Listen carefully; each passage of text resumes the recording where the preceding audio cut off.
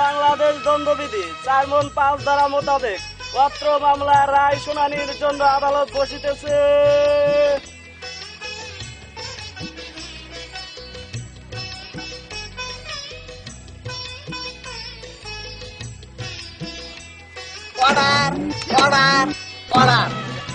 এই আদালতের কার্যক্রম শুরু করার জন্য উকিল জামাইদেরকে আদেশ করছি। মহামান্য আদালত, আমি অ্যাডভোকেট মোহাম্মদ এনায়েত করিম খান মোহাম্মদ বুদাইলি চৌধুরী শেখ বাপের তেজ পুতুরে এন দুলাভাইয়ের শালা, এই আমার ওকালতনামা আদালতে। মহামান্য আদালত, মামলার শুনানির অনুমতি ধানের জন্য আপনাকে দিলাম মুঠি মুঠি ইউরিয়া। মামলার মূল শুনানির পূর্বে আমার কিছু কথা। পশ্চিমে আছেন সাক্ষীগণ, দক্ষিণে আছেন মহামান্য আদালতের মূর্তির মতো বিচারপতি, আবার উত্তরের জন্য আমার বিজ্ঞ উকিল ব্যয়কে নির্দেশ করছি মহামান্য আদালত। মহামান্য আদালত, আমি অ্যাডভোকেট হেডদারা চৌধুরী এই আমার ওকালতনামা পেচট করলাম। মহামান্য আদালত, যদি আদালতের শুরুতেই হয় গলত, তবে আমরা উকিল হলেও জনগণ বলবে বলত। কারণ আমার প্রতিপক্ষ বিজ্ঞ বন্ধু আদালতকে অপমান করে তিরস্কৃত করে একটা টেনারিখানা বানিয়ে সে মহান বিচারপতিকে মুঠি মুঠি সার দিল। আবার ওই মূল্যবান কথা না বলে উনি উত্তর দক্ষিণ গণনা করতে শুরু করেছেন। তাই ওনার ওই কথার দুর্গন্ধে আমার শারীরিক অবস্থা খারাপ হতে চলেছে। আমি ওই দিক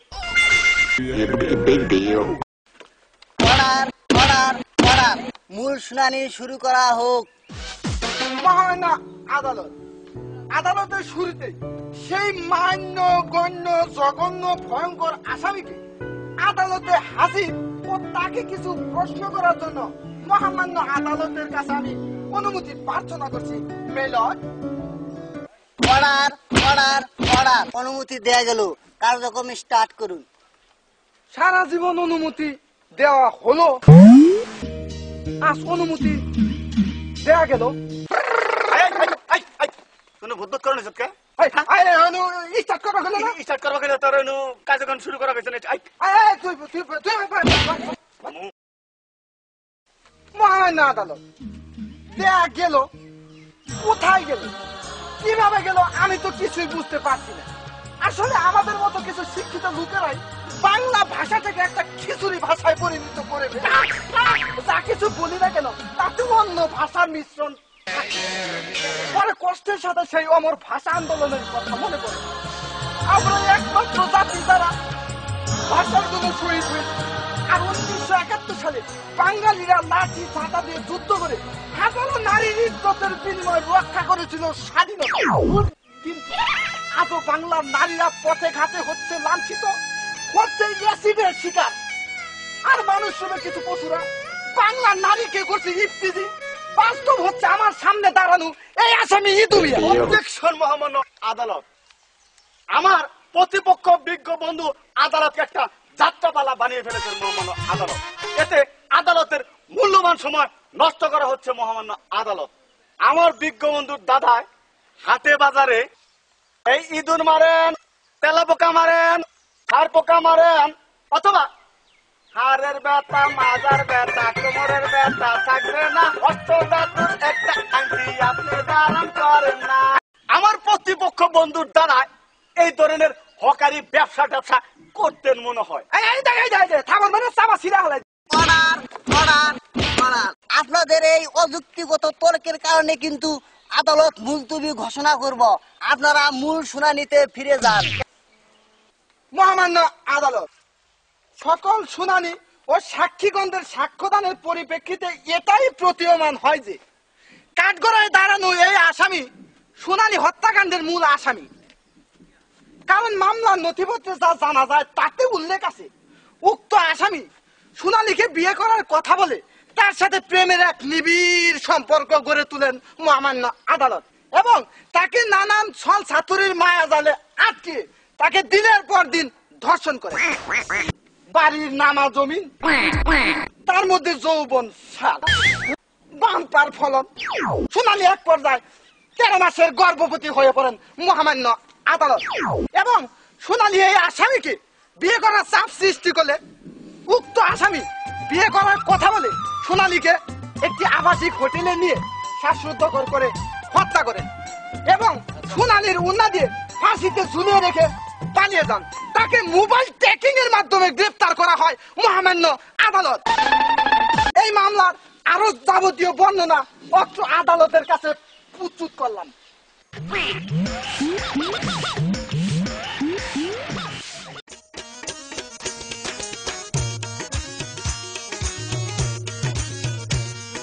বাংলাদেশ দণ্ডবিধি 5 সেপ্টি 999 ইঞ্চি ধারা মোতাবেক এই আসামিকে 3 দিন 6 ঘন্টা 61 সেকেন্ড ফাঁসিতে ঝুলিয়ে রেখে মৃত্যুদণ্ড কার্যকর করার জন্য মহামান্য আদালতকে নির্দেশ করছি। মেড অফ ইওর অনার, ইংরেজিতে একটা কথা আছে, education is the backbone of a লস, অর্থাৎ শিক্ষাই জাতির মেরুদণ্ড। আমার প্রতিপক্ষ বন্ধুর কথা শুনে মনে হয় তিনি কোনোদিন স্কুলের বারান্দায় যাননি। যেহেতু স্কুলের বারান্দায় যাননি, সেই ধরনের কথা বলতেই পারেন। আমার মক্কেল ইদু মিয়ার বিরুদ্ধে আনিত সকল অভিযোগ মিথ্যা, বানোয়াট, ষড়যন্ত্রমূলক নাটক ইওর অনার। তাই আমার মক্কেলকে নির্দোষ প্রমাণ করার জন্য পুনরায় সাক্ষীকে হাজির করার জন্য মহামান্য আদালতের কাছে অনুমতি প্রার্থনা করছি। মহামান্য আদালত, সাক্ষীকে হাজির করা হোক। এ আদালতে 1 নাম্বার সাক্ষী হাজির। বলুন, যাহা বলিব যাহা বলিব সত্য বলিব, সত্য বলিব, 70 ছাড়া 70 ছাড়া 80 বলিব না। 90 বলিব না। আচ্ছা আপনি তো সোনালীর বাবা, তাই না? ও আচ্ছা থামান থামান থামান থামান থামান। ঘটনা যেদিন ঘটে সেদিন সোনালী কোথায় ছিল, কিভাবে মারা গেল, তা মহামান্য আদালতের কাছে একটু খুলে বলুন। বলুন, কোনো ভয় নেই, বলুন। হ্যাঁ বলুন। থামেন, কানবেন না, থামেন থামেন থামেন। মহামান্য আদালত, সোনালীর বাবা মেয়ে হারানোর শোকে অনেকটা মর্মাহত, ইমোশনাল হয়ে পড়েছেন। তাই তাকে আজকের মধ্যে গোরস্থানে পাঠিয়ে দেওয়া হোক এবং এই মামলার দ্বিতীয় সাক্ষীকে হাজির করার জন্য মহামান্য আদালতের কাছে অনুমতি প্রার্থনা করছি। অনুমতি দেয়া গেল। এ আদালতে 2 নাম্বার সাক্ষী হাজির।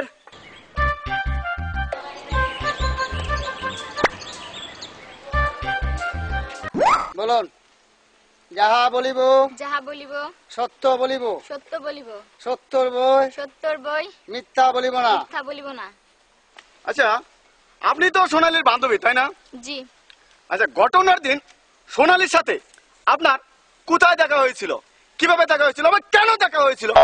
মহামান্য আদালতের কাছে তা একটু খুলে বলুন। মহামান্য আদালত, আমি একজন নারী হয়ে আরেকজন নারীর নামে মিথ্যা অপবাদ দিতে পারবো না। কারণ যেদিন সোনালী মারা যায়, আমি এবং ইদু মিয়া একসাথে দুজনে মধুচন্দা হলে মন গড়া ছবি দেখতে গিয়েছিলাম। ইনজেকশন। মহামান্য আদালত, আমি এই সাক্ষীকে কিছু জেরা করতে চাই, আমাকে করার জন্য অনুমতি দেওয়া হোক। অবজেকশন মহামান্য আদালত, যেহেতু আমি সাক্ষীকে জেরা করছি, আমার প্রতিপক্ষী বন্ধুর বগর বগর বন্ধ করা হোক মহামান্য আদালত। এই দেখ, এই যে তোরে কই চিমটি মেরে আড়ু ভারে এলাই দিমু। এই যে, এই যে, কুইটা কথা কবি না কইলাম। এই কুদা কথা না, তুই আমার এই অর্ডার করবে তো থেকে 200 টাকা বেশি। এই তুই কি 200 টাকা বেশি দে, তাই তুই তুই তুই কর কাম কা জায়গা তুই জায়গা। তুই কর কাম। আচ্ছা শোন, অনুমতি দেয়া। ঠ্যাং খাও। মহামান্য আদালত, মেয়ে সুন্দরী, আপনার সাথে এই দুনিয়ার কিসের তো মেলামেশা? আপনার ঘরে কি এই সুগার ভয় নাই? আচ্ছা না থাকলো, ছবি দেখার শেষে বাকি সময়টুকু আপনি আই মিন আপনারা দুজন একসাথে কাটিয়েছেন। হ্যাঁ, একসাথে কাটিয়েছিলাম। This correct is the point, মহামান্য আদালত। কাঠগড়ায় দাঁড়ানো এই সাক্ষী সোনালীকে দর্শন করেছে। এই যুক্তিটাকে আপনি প্যাকেট করুন। কথা করবো করব না, আমার উকিল যা শিখাই দিছে আমি তাই করব। এটা করিও না। মহামান্য আদালত মিথ্যা বানোয়াট কথা বলে আমার সাক্ষীকে অপমান করা হচ্ছে। আমার বুঝতে কষ্ট হচ্ছে এটা আদালত না সাক্ষী হওয়ার খেসারত। That's correct is the point, মহামান্য আদালত। আমার বিজ্ঞ বন্ধু যদি মনে করে থাকেন সাক্ষী হওয়ার খেসারত, তবে তার অনুমান ঠিক আছে। কেননা আর অল্প কিছুক্ষণের মধ্যেই প্রমাণ হয়ে যাবে যে কাঠগড়ায় দাঁড়ানো এই সাক্ষী এবং আসামি ইদু মিয়া দুজনেই সোনালীকে হত্যা করেছেন মহামান্য আদালত। এই সমস্ত ফালতু কথা যদি আমার বিক্ষোভ বন্ধু বন্ধ না করে তাহলে তাকে কিন্তু আমি ওকালতি করে একেবারে শিখিয়ে দেব মহামান্য আদালত। Objection, Your Honor! উনি কি শিখাবেন আমাকে? উনি তো নিজেই ভালো করে কথা বলতে শিখেন নাই। আদালত কি উনার কথাই চলে? আদালত চলে আমার কথায়। কেননা আমি জজ সাহেবের বোন বিয়ে করছি, সেহেতু জজ সাহেব আমার আত্মীয় লাগে। মহামান্য আদালত, আমার মক্কেল সম্পূর্ণটাই নির্দোষ।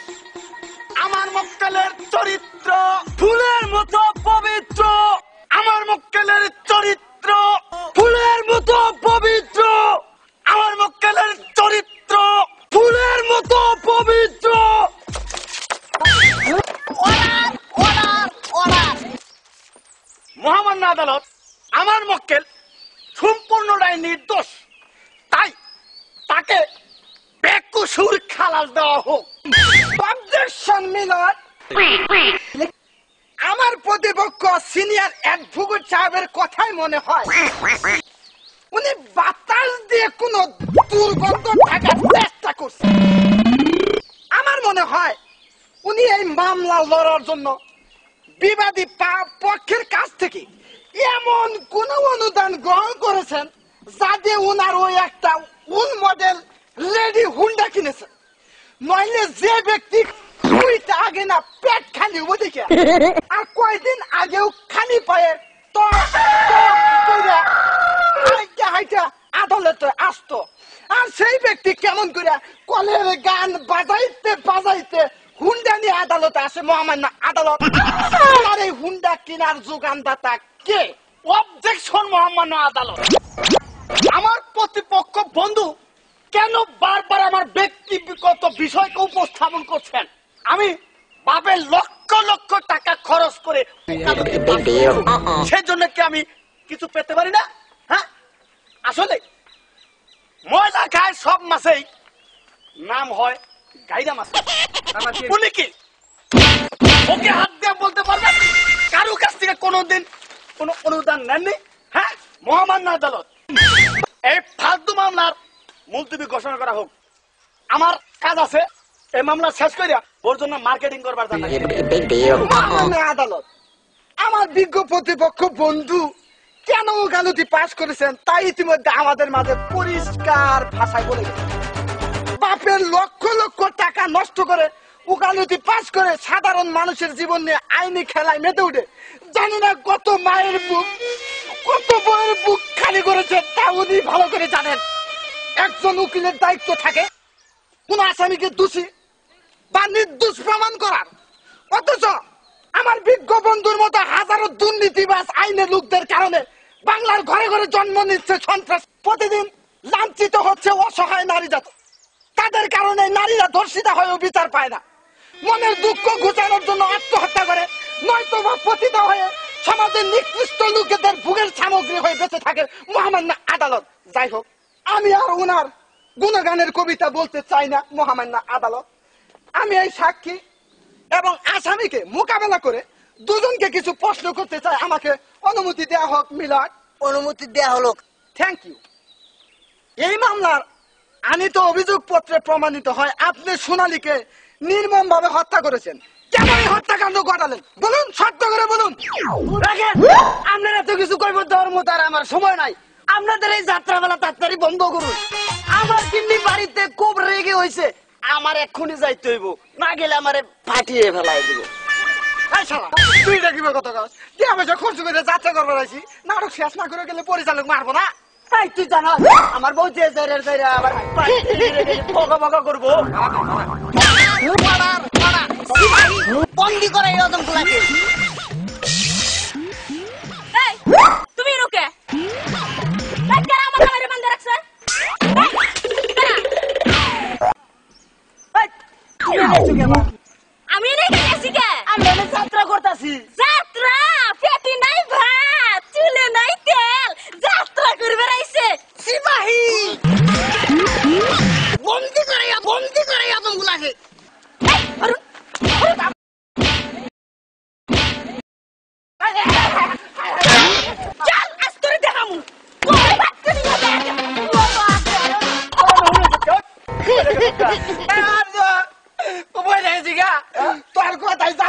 করাইয়া মানুষের বউয়ের কিল খাইয়া